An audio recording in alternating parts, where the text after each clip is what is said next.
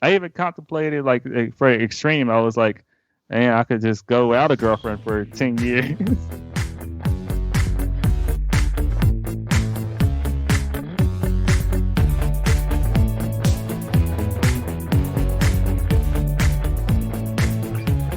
Welcome to The Fi Show, where you'll get a behind-the-scenes look into financial independence. Here's your host, Cody and Justin. Hello and welcome back to another episode of The Fi Show. But before we dig into today's guest, let's check in with my awesome co-host, Justin. What's up, man?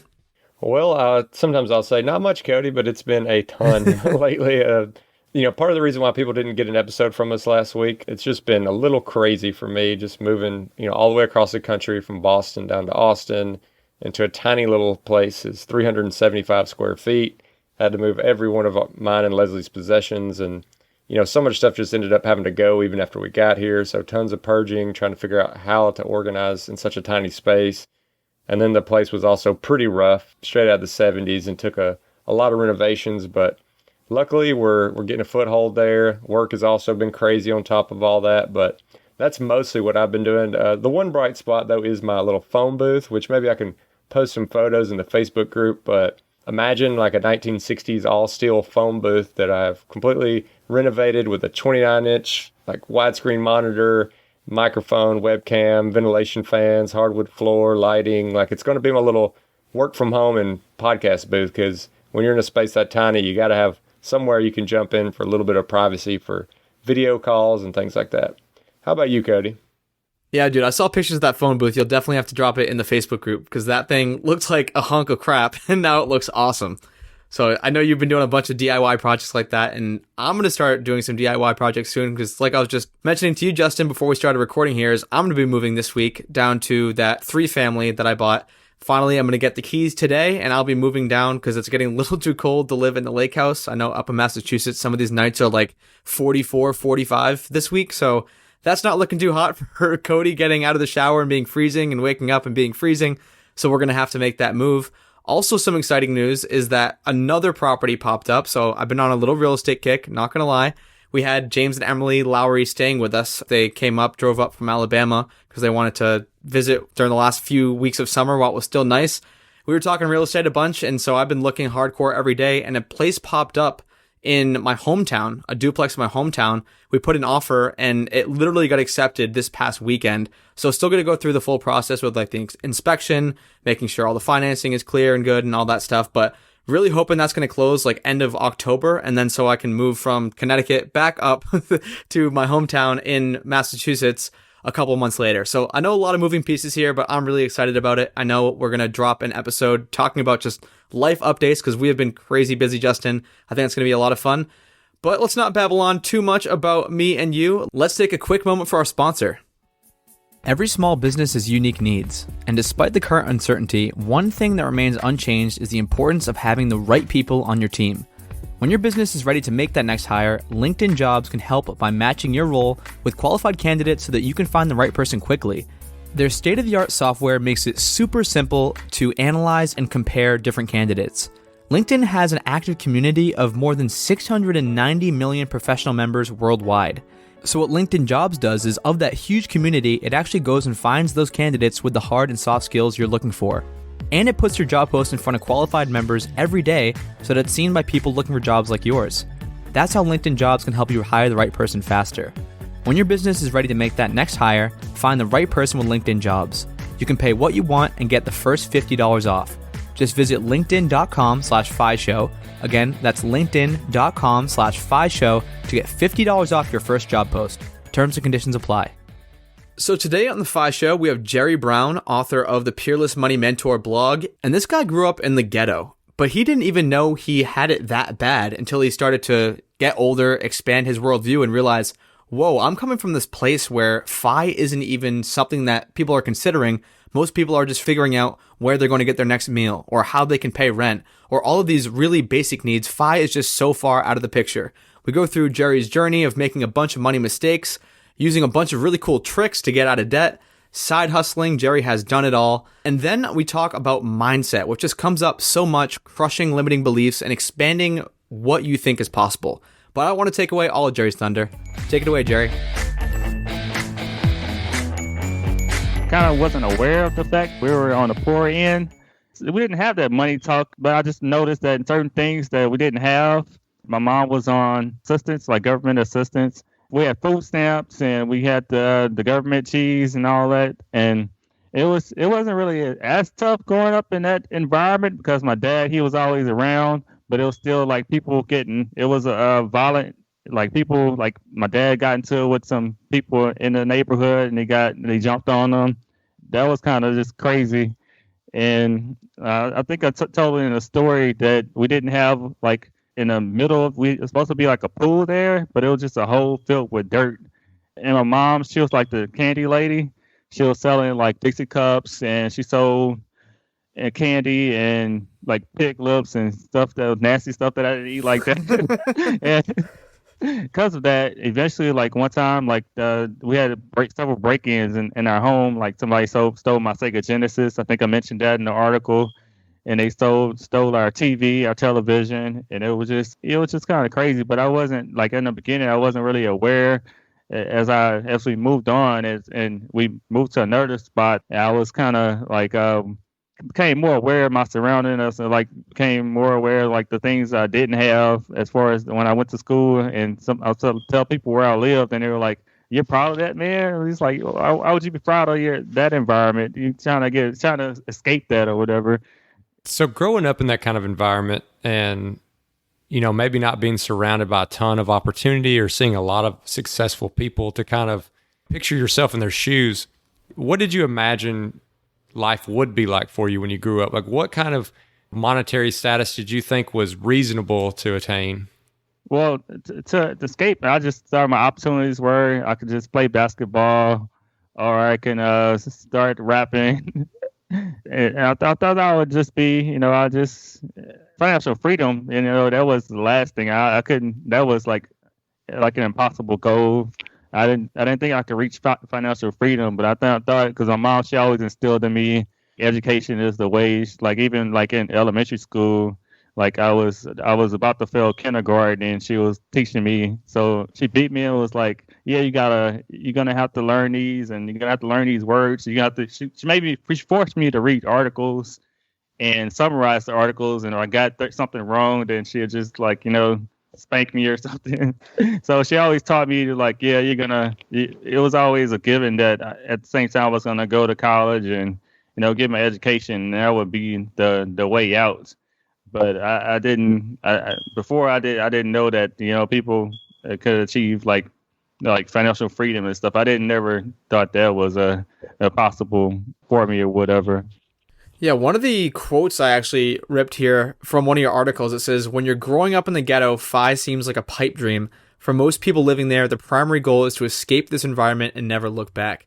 I wonder if you could just talk a little bit about that quote and if that's still the same way you feel now, if you never want to go back and kind of help out, which I know is untrue. I just love that you can kind of talk to that quote. I don't know if y'all probably know about the Maslow's hierarchy of needs. Yep. And you're just trying to like survive, and like if you're trying to get you're just trying to survive in an environment. So you're not worried about. Most people, they're not worried about they like self-actualization. You're not trying to reach that. You're just trying to survive the day-to-day mentality, and you're just trying to whether it's because if you have like you're dealing with the criminal activity on one end.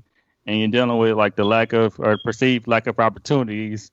On the other hand, at the end of the day, you're just trying to like get by, and you're not trying to like achieve like that. Just seems like so far like a head pipe dream because you just don't think you can do something like that because you probably don't. Ain't nobody's around you in an environment that has actually achieved financial independence, and they're just trying to be like, okay, the best I could do is is try to escape, and that's the goal. And financial independence is nowhere in your head because you're like, yeah, I'm just trying to escape this environment just to get somewhere where there's low crime and you have your kids don't have to worry about coming in before the street lights come on. And so when you're in that environment, you're just thinking about, okay, how do I get out? And now as you look back on it a little bit, do you think that there is something to be said about like your opportunities actually being lower, because I know you said perceived opportunities, but your actual opportunities being less than someone who maybe came from a middle class background or something like that. And I ask that because a lot of times there's this ongoing debate between one camp who feels like, hey, it's all about work ethic, the bootstrap mentality, like anybody can make it if you just work. And then there's some people who say, no, like, it is actually harder for someone, and not just harder, but sometimes almost impossible for them to be successful because of the background they came from. And I'm just curious, as somebody who was actually in that, not just somebody looking from the outside trying to do, numerical studies. What is your opinion on that kind of discussion around it's all just by your bootstraps, work ethic versus no, I'm actually at a disadvantage? Yeah, I think it's actually a mixture of both, because like when you're in that environment, like for example, if you don't have, I was blessed to have family members that, I think kind of saw an opportunity, a way out, because I had like these grandparents and stuff, and they weren't in that environment. They were like actually doing well for themselves. And my grandfather, he was the chief of this small town, St. Gabriel, Louisiana, down here. So I kind of saw that it was actually like possible for me to do this, but I was kind of stuck in this environment. But I think for those who are in that environment and don't have a supportive network that I had, it's kind of hard to, to see other opportunities, but see beyond, your current living environments and see that you can actually do better. So I think I had an advantage in myself, that I had a few role models to look to and be like, oh, I don't have to be like, I don't have to do this. I don't have to, resort to crime, or I don't have to lower my standards and just to survive. So I saw that it was possible. There were other ways or other opportunities that were out there for me. It was just kind of, I was stuck in an environment. Whereas if you had like people that, didn't have a father, their father didn't come around. And so I think they would be like at a disadvantage, because they don't have anybody, honestly, to show them other ways of living beyond their current situation. But I was blessed to have, even though I was living in an environment, I had a father figure who was like, who was telling me at the same time, he was like, you got to learn how to save your money and do all these other things, and showing me books to read and making sure that I was doing my homework and things of that nature. And he was like, and when I started going down a path of, I was writing rhymes about, bringing bodily harm to other people in the community. When he found them, he actually ripped them up, and it was like, no, you're not going to do this. So I think I had that kind of, even though I was in that environment, I had advantages myself. But I saw that other people that didn't have their home, that their mom wasn't, working, or they weren't, or their dad wasn't in their lives, then I think that's a big disadvantage if you don't have that network in your life. So, Jerry, I know it sounds like you had a lot of awesome role models, but from some of the info and research I've been doing, it looks like you still did make some financial mistakes. I'd love if you could kind of highlight some of those mistakes. And then the second part of that question is, I know you have a whole series on Broke to Financially Woke, where you showcase and highlight people who have gone from broke to starting to get a handle on their own personal finances. So could you first talk about those first couple of mistakes, and then could you talk about when you had a realization like, whoa, Jerry, like maybe you shouldn't be doing all this stuff. Maybe you should start to really get a handle on your personal finances. After I graduated college, that's when I started making a bunch of silly mistakes. And the first mistake was thinking that I was invincible and I didn't need health insurance. So when I first got it, I was like, man, I was like, I'm 21, 22. I don't need health insurance. So that was my first mistake. And that was one of the mistakes that led me to get accrue like start getting credit card debt. And so I went to the dentist, and I had to put like a $2,000 tier on a care credit card. I don't know if you guys are familiar with the medical care credit card. And I just had to do that. And I moved out the house, and I moved in with my girlfriend at the time. And I just started putting crazy stuff on the credit card. I put like a television. I was financing that. And then I got the idea to buy a brand new car that was, I think my salary at the time was like $22,000, and I bought a car that was like $22,000. So that was kind of a silly mistake. I was like, because when I graduated, I was like, I have 2 degrees, but at the time I was like in the middle of the Great Recession. I couldn't find a job, so I couldn't find a job that paid me what I thought was worth like what a college student should make. Because at the time they were like $40,000, and I was making like $20,000, and I was like, well, I deserve this. Eventually, my salary is gonna grow. That was my thinking at the time. And my car that I did have, it was breaking down on me. So I was like, yeah, I'm just gonna buy a new car, and it limited my cash flow. And at the time, I was actually growing an emergency fund before I bought this car, but all my money started going towards, it was like $400 of my paychecks just going to my car.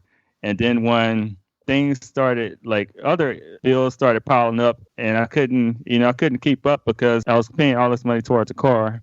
And so, Jerry, that sounded like those were some of those mistakes you were making. And I just kind of wanted to piggyback off what Cody was saying is, after you had those mistakes for a certain period of time, it seems like at some point it just hits you like, hey, I can't keep doing this. And you start making some changes.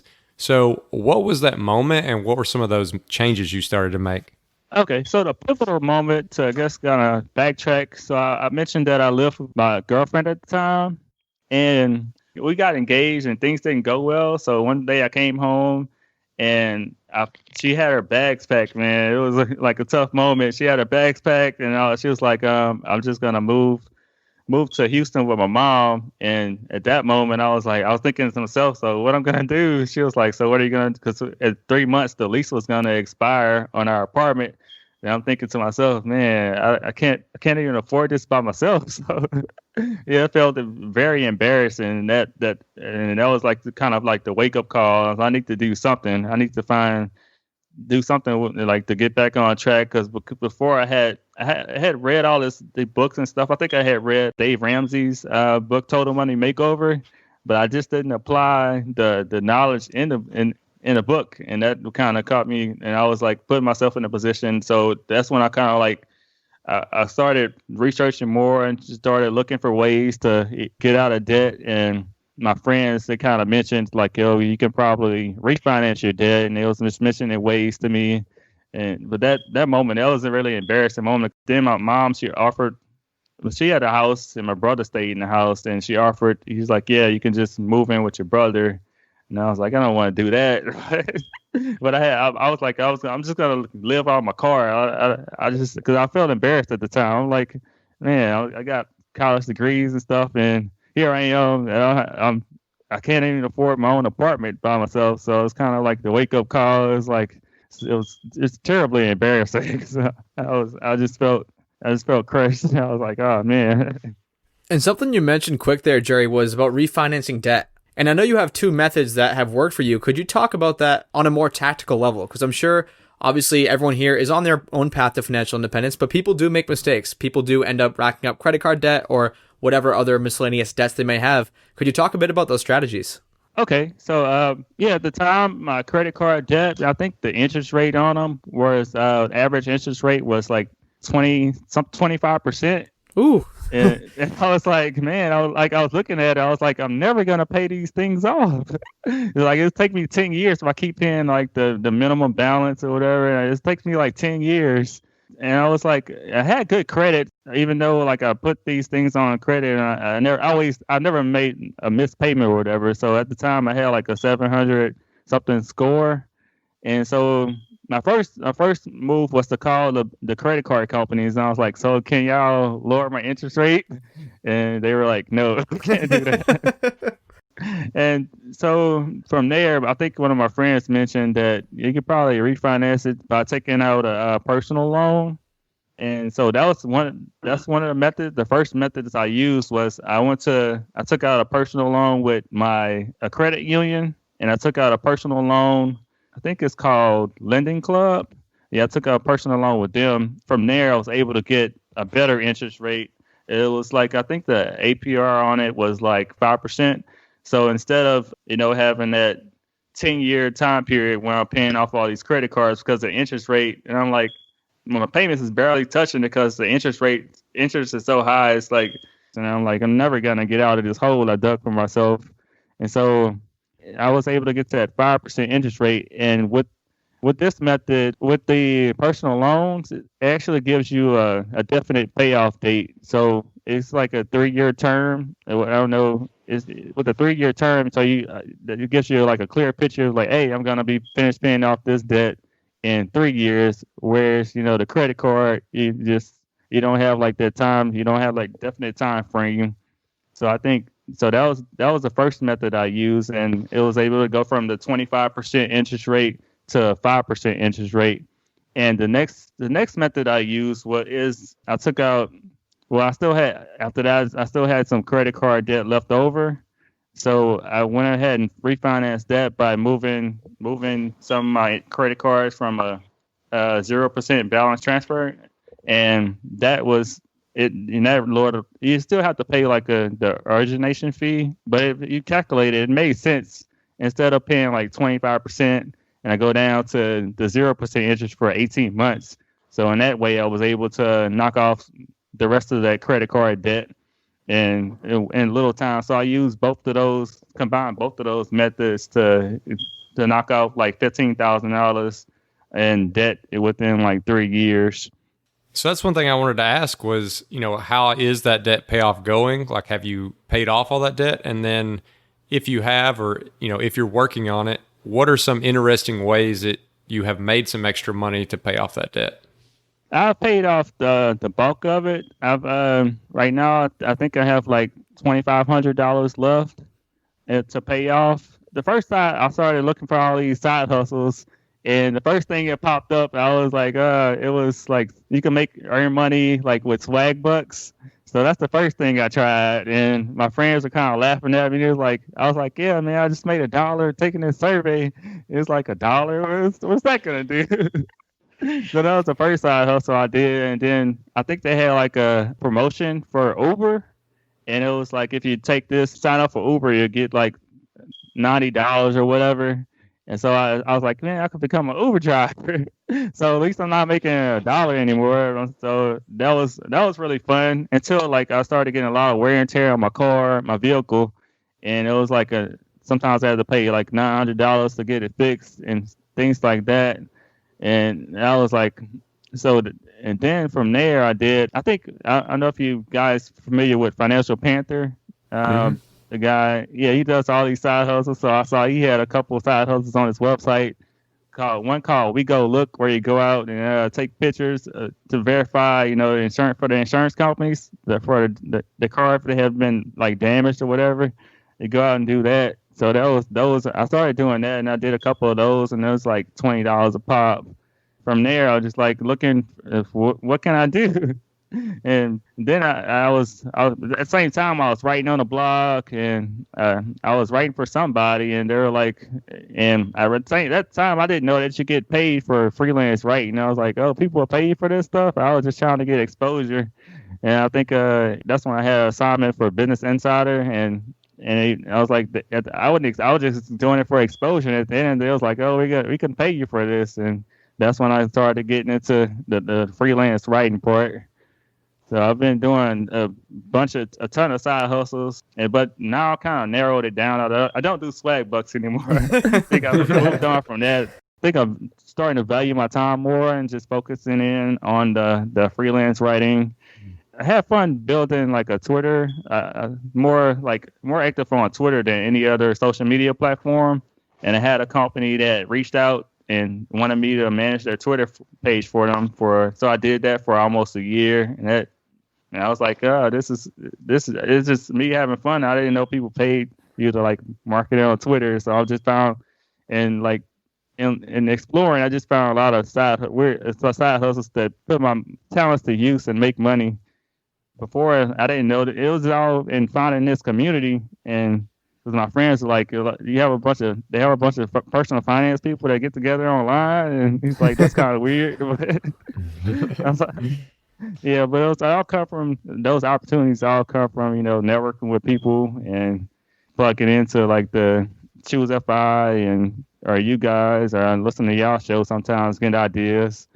So obviously not all side hustles were created equal. Like you mentioned how horrible Swagbucks was, making $1 a half hour survey. I'd love if you could talk about the ones that have worked out though. I know you mentioned freelance writing, or maybe you can either give our listeners warnings of, hey, never do this one again like Swagbucks, or say, hey, check this one out like freelance writing and maybe managing social media. Like which ones are some of their favorites and which ones are the worst? Well, the one that doesn't even pay a lot, but I like, I don't think I mentioned it before and earlier, but it's beta testing. So if you want to like, because one of my Achilles heels is like new technology.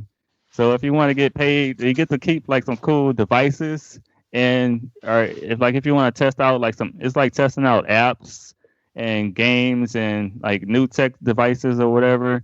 So and after you test them out, you get to keep the products. So yeah, I got to keep like some smart light bulbs. I know I love those, so I got to keep some of those. And that was one way I didn't have to spend money on it, and at the same time enjoy those things.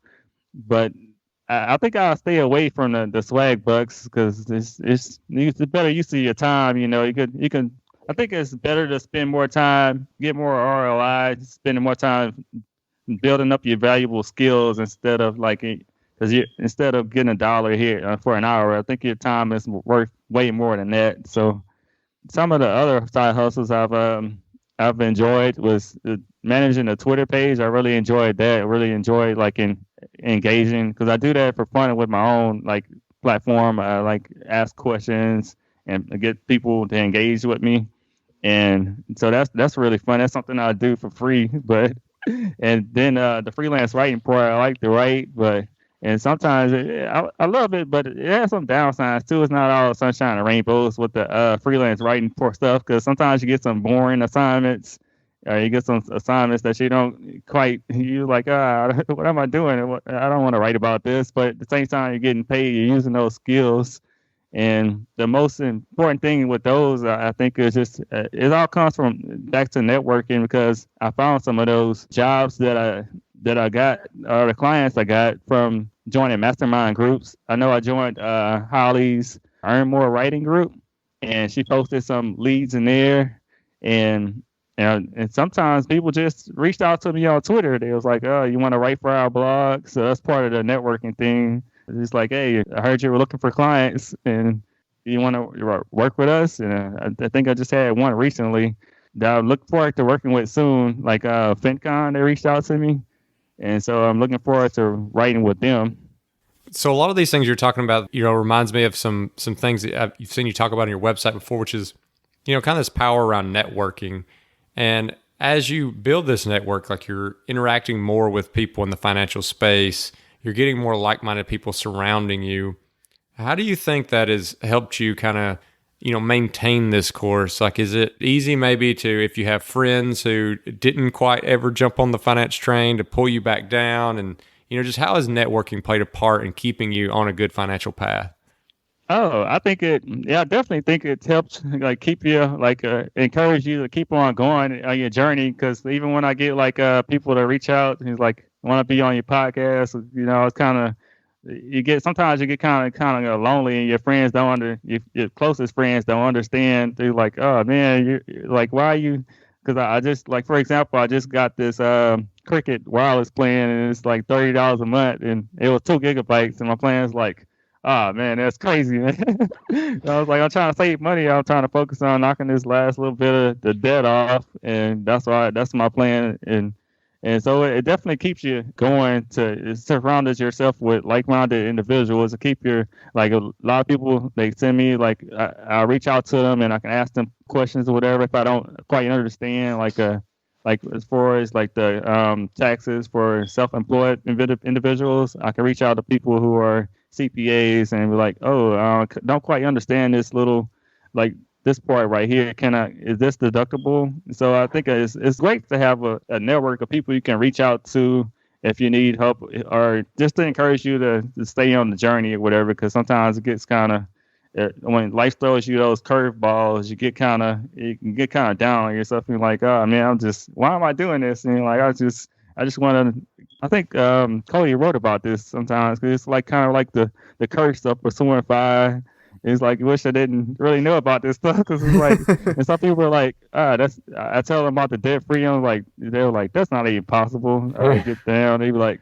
debt free? What are you talking about? It's just like, you're going to be in debt for the rest of your life. So it's kind of like, I'm like, that's depressing. When I come to like the fire community and stuff, they're like, oh man, they're just killing and crushing it. They're like, you can apply this strategy and get out there, and and people are like retiring at certain lung age, and at the time that's kind of gets you down too. I mean, if you're kind of comparing yourself to these people, that can be like, oh man, I'm hopeless. But I'm like, at the same time, I'm just 33. I got a long life ahead of me, and I one of my goals is to be debt free, and being around this community, it kind of encourages you to keep going on a path. Like, even though life is gonna throw you these curveballs, and those unknown variables gonna hit you, but it's just gonna encourage you to like stay on the path. And just, for example, recently I just had a bill that was like a dental bill that came out.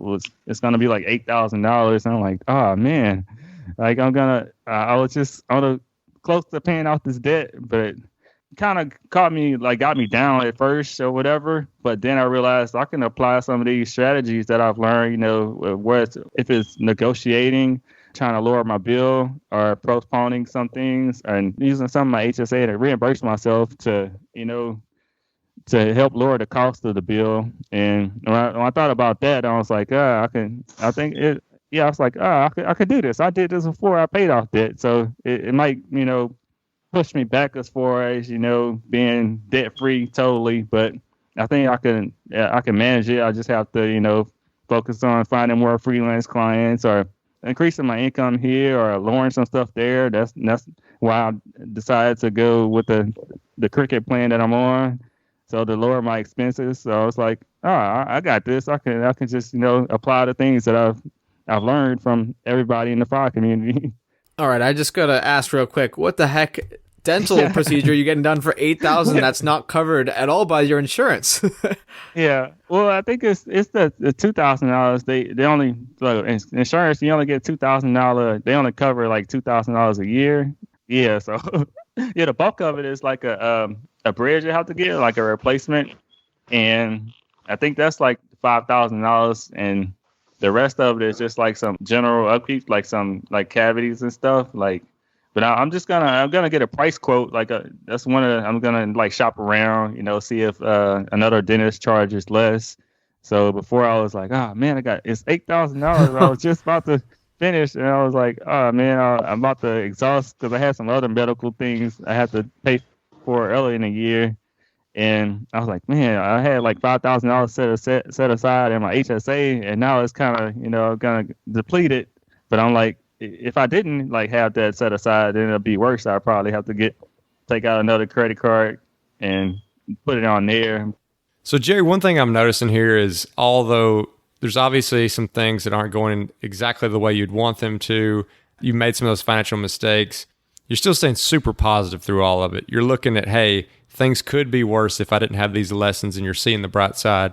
But obviously this has been a super tough year, and a lot of people are out there struggling, both mentally, financially, whatever it might be. I know you mentioned that for the past few months you've been struggling a little bit with mental health, and I'm just curious, A, how are you doing first off? B, how is this community helping you through that, if at all? And I think it's just good to kind of shine some light on the subject, and just give you a second to open up about it if you want to. Yeah. Well, for the past few months, I don't know. I just had like a little bit of depression and anxiety, as far as, and I was like, it's like I would just try to do my work and like tune everything out. And it was a lot of things that are happening. It's kind of making adjustments at work. And it's like the things that I've done before, that I used to visit New Orleans and go to concerts and things of that nature. And I can't do that anymore. And I think it was just, at first I was just like, because I like to be like, I think of myself as a strong individual, and I can fix myself, and I'll just read a bunch of like self-help, or like mental health books. And like, as far as, we, in the fire community, we always talk about applying the growth mindset. And sometimes I was like, I could just apply the growth mindset and just focus on that. But sometimes I think even though I need help sometimes. And so like my girlfriend, she encouraged me to reach out to a therapist, and I've been seeing her for a few months, and I've been able to talk to her about my problems and open up about some things. And she was like saying that I had a little bit of a little bit of depression and anxiety in me, and I was having trouble adjusting to new situations or whatever. And so speaking with her has really helped me challenge some of those negative beliefs or negative mindsets, because I was down on her. I was like, I opened her up to her about like my dentist appointment and stuff of that nature. And I was like, yeah, it's kind of hard to talk about some of those things because it's your mouth. And I was like, I was telling her I didn't feel comfortable talking to my girlfriend about it or whatever. And be like, I was like, why you aren't keeping up with your mouth or something like that. So it's like, I feel like growing up, it was like you want to see a therapist and you kind of look down on people. It's like see them as like weaker for as needing professional help. But I think being vulnerable can be a strength, because like you're admitting that sometimes you need a little help. You need a little help. You can seek a professional, and they can help you challenge the negative thinking and help you get you back on track. Because I'm feeling much better now. I still deal with it from time to time, but she's like been able to give me some coping methods. She said whenever, like for example, she's like whenever I've been able, like whenever you having those negative feelings, to think about and make sure that you express gratitude for the things that are going right.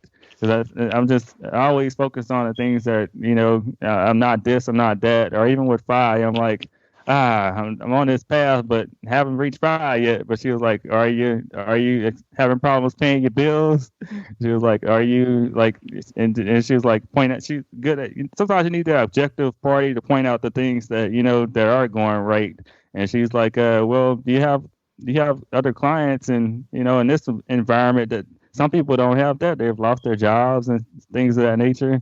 She's like, but you're actually doing the things that you're making steps towards your goal, and you actually have a plan. So she's like, yeah, don't get so down on yourself. He's like, I'm 33 and I'm not financially independent yet. She's like, it's like, but she's like, yeah, you're making steps, you're making, set up a plan to reach your goals, and as long as you keep following that, she thinks I'll be okay, and I think so. Think so myself, and for anybody who's going through those issues, I mean, don't feel like you have to struggle alone. If you need help, get the help that you need, and don't feel bad about it. I mean, like I think I posted about it on Twitter, and a lot of people reached out and they were like, I think you should. I was like, I could do this by myself, and they told me about like they were like, yes, the most valuable thing is your mind, so you want to take care of that. That's one of your most valuable assets from there. And they talk about their journey a little bit, or how therapy benefited them. So in putting that out there, I was like, well, it's kind of encouraged me to seek a therapist. And whereas I was like kind of arguing with my girlfriend, I'm like, nah, I think I could do it by myself. And I'm kind of like independent in that way. And I was like, but eventually I reached out, and it wasn't so bad, and it's really been beneficial, I think, in helping me get over some things. Well, I really appreciate you sharing that, man, because I think oftentimes this whole community just gets painted with this rose-colored brush that nobody ever makes financial mistakes. No one ever has mental health problems. Everyone in the FI community is just crushing it. We're all these cyborgs where nothing ever goes wrong, but clearly that's not the case, even though most people don't talk about it. So really appreciate you sharing that, man. And one thing you mentioned there, we haven't really talked about it, is, I mean, obviously we've talked about side hustling a bunch, but you have your own career going on. And then you talked about kind of just big picture goals. Like you're like, oh, I'm not 5 by 33 yet. But what does that long-term goal look like? Like, are you going to keep at your day job forever? Are you going to continue these side hustles? When are you trying to hit FI? Are you trying to hit FI the fastest way possible? Or are you kind of taking the slow route and enjoying it? I'd love to just kind of hear your take on what the next 5, 10, 20 years of your life looks like. At first, my goal was to, like, initially I saw all these people that were hitting FI, and I was like, man, I'm just gonna like do all these side hustles, and I'm hopefully gonna reach about 40. But in taking that route, I kind of went on the extreme. I was doing all that, and at the time, like I wasn't I was like, as soon as I hit the 5, I became obsessed. I was like, oh man. So I'm gonna do all these side hustles, and I'm gonna reach my number as soon as I can, as soon as humanly possible. And then I had the girlfriend at the time. I just started neglecting her or whatever, and she was like, "What are you doing? Like, when are you gonna make time to see me?" Because I was doing all these things. I was writing a blog, I was Ubering, and I was doing swag bucks or whatever. And she was like, "So I noticed that you stopped spending time with me." And so I'm like, yeah, I'm trying to reach my goals, and I'm trying to pay off this car as quickly as possible. And in the end, I ended up paying my car 6 months earlier than I originally intended to. But then it was like she couldn't take it anymore. She's like, I gotta go, since you don't care about this relationship. He's like, you just focus on your finances, which is commendable, but at the same time, you're gonna have to focus on me. So that's why I'm kind of like more slowly adopted. Like I think the pioneers, they talk about it, the slow fire movement. So right now I'm kind of joining that bandwagon, and it isn't. So I still want to be like fire by at least like 55 or something, but I'm not in a rush to hit my number so quickly. Whereas I don't enjoy life because I was just like working, and I was like, I gotta get to this numbers quickly as possible, and I was like, I'm gonna cut out all the fun stuff in my life, like going out to concerts and hanging out with my friends. And I even contemplated, like, for extreme, I was like, man, I could just go without a girlfriend for 10 years. Just to hit my fire number. I was calculating like the opportunity cost of that. We talk about the opportunity cost a lot in the fire community, and like, oh man, but and then I was like, at one point I was like, I'm just gonna do that. Then I didn't think about the value. So eventually, like, I met someone recently, so it's just like, oh man, so that kind of canceled that plan. I'm like, yeah, I'm not gonna focus on that plan. She was like, yeah, we can work on this together. So I was like, okay. So it's good to find somebody that you can have similar life goals, and instead of like just totally abandoning that part of your life. Yeah. So that was kind of the first, like, oh man, we got to get you some help for real now, man. It's kind of depressing. Well, Jerry, I'm so glad that you didn't invent the new version of Fi, Lonesome Fi, because I don't think that would have been a lot of fun 10 years with no relationship. But if people were out there and, they're really interested in more about your background, they're interested in following along with this new revised plan you have for Fi, like, where's the best place for somebody to reach out and get in touch with you? Yeah, I think the best place to reach out to me is on Twitter. I'm very active there. I think I don't even get on my Instagram no more, or any other, like Facebook. I don't promote that, but I'm on Twitter. My name is Peerless Money. Or you can reach out to me on the blog. I still have the blog, Peerless Money Mentor. I haven't written there in a while, but I just use it. You can still reach out to me via email at peerlessmoneymentor@gmail.com. So those are two ways to get in touch with me. Awesome, man. Yeah, definitely. If anyone here has been broke or knows someone who's broke, check out the Broke to Financially Work series, because you had some seriously awesome people on there, Jerry. And one question we like to ask all of our guests is, what is your number one tip for those people who are on their path to financial independence? My number one tip for those people who are on the path to financial independence is to find like a group that you can stay in contact with that have like similar goals.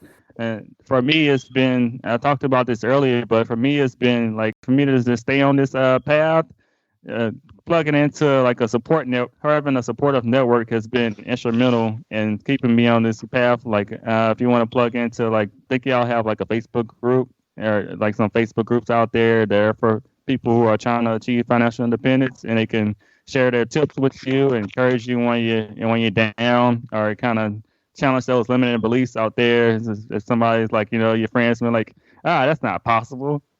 And you could be like, here, this is proof, like, or share their stories, and it's just inspirational. It helps you like keep on going. And I'm like, oh man, I could just apply this.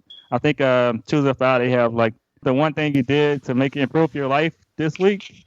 And I think that's really helpful. Like, they challenge you to become better and find ways to, people share their tips.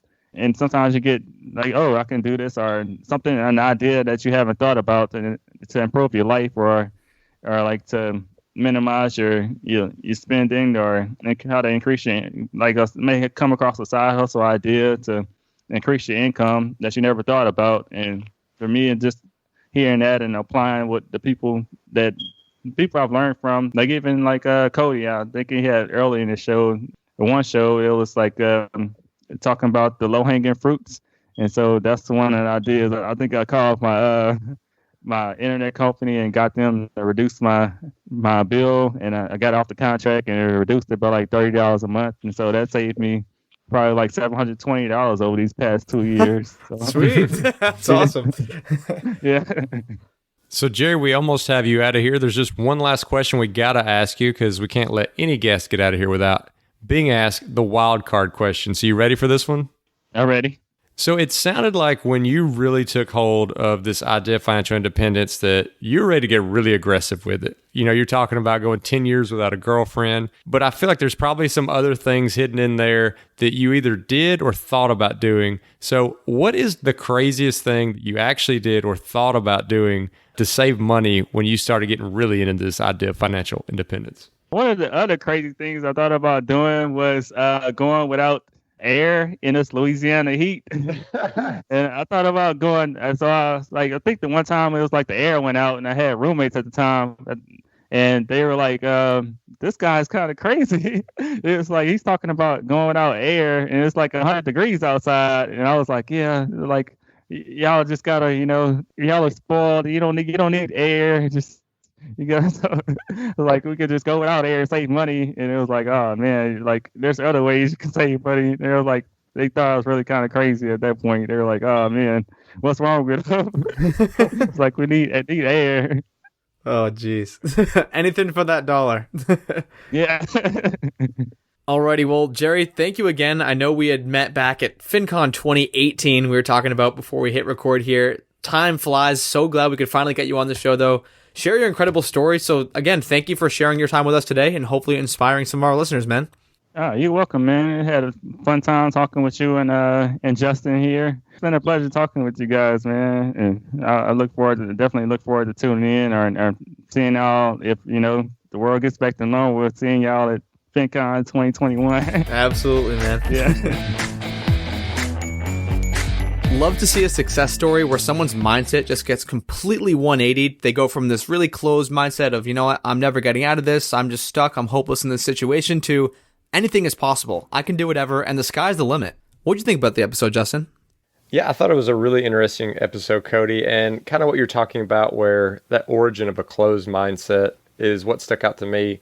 I know I could relate to that growing up in Mississippi in a small town. You just have this artificial ceiling placed over you where you don't think your potential is kind of capped at a certain place, and not necessarily even like capped as in you think, well, I can't get to this level. You just don't even know that level exists. And you could see that with Jerry, right? He's talking about that he didn't even realize that other people had it so much better than him, or that, he was in the place that he was. And I know later in the episode, he gets to talking about how important your network is. And I have to imagine that when he stumbles upon this financial independence space, that was one of the major moments that really helped him see, hey, there is a lot more out here. This is not where I'm capped. Like, I do have a ton of potential.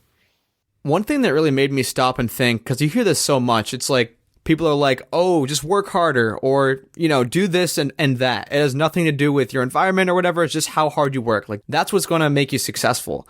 But when Jerry talks about where he grew up, like there are stores that are not going into these areas because they're so bad, and stores are like, this isn't going to be profitable, we're going to get robbed, things like that. And it's just this cycle that keeps going and going. Like there's no stores there, which means there's no jobs there. Crime just continues to go up and up and up, and you're just kind of trapped in this endless loop. And like you just said, Justin, if you're not surrounded by people who are doing things differently, and what Jerry was calling it, escape. That's what everyone was trying to do. They're just trying to escape these areas. They're trying to escape these areas stricken with poverty, with crime, with horrible job prospects. And it just really sucks. And I realized how fortunate I was to not be stuck in a situation like that where I did see people around me who were successful. And I knew that it was possible to say, make 6 figures or buy your own house. But to some people, these aren't even realities. These are just wild dreams that they can only hope of by hitting the lottery or something crazy like that.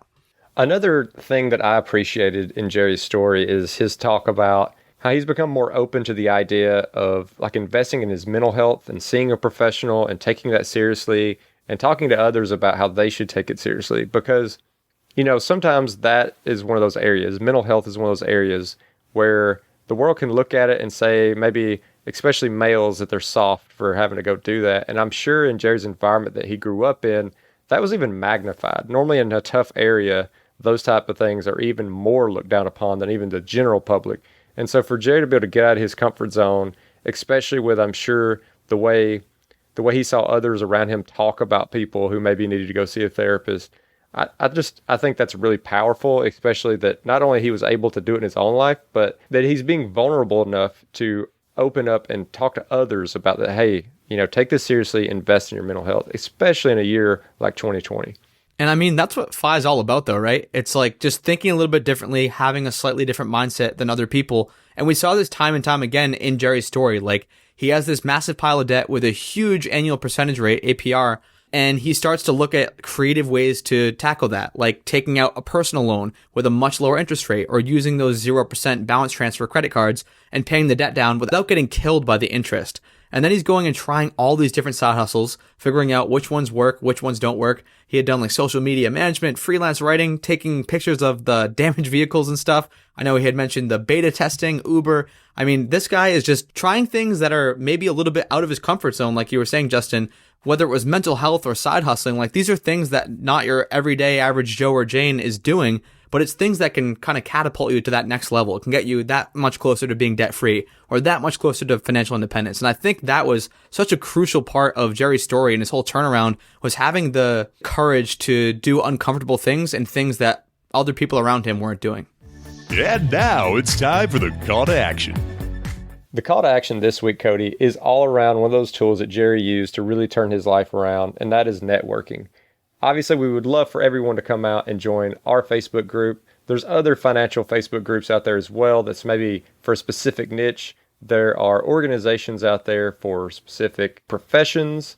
There's, LinkedIn, obviously. There's, websites like Meetup that offer all kinds of groups. And now people are getting really creative with still being able to have this community feel, even though they can't get together in person. So just get out there and expand that network, because you often hear you are an average of the 7 people you surround yourself with. So up that level of people that you're surrounding yourself with so that you can up your own level. Love that, man. I have definitely taken that one to heart, and networking has played a huge role in my financial independence journey. So love that call to action, Justin. And if you guys enjoyed this episode and you want to check out everything that we talked about in written form on our show notes and hit up any links we talked about today, you can do that at thefishow.com/Jerry. That's thefishow.com/Jerry. And as always, if you want to check out our Facebook group page, you can do so at thefishow.com/community. And we always appreciate those 5-star reviews. They help us get great guests like we had today. And if you're interested in supporting The Fi Show, you can do so by checking out some of our partners over at the resources page, which can be found at thefishow.com/resources. And thanks for listening.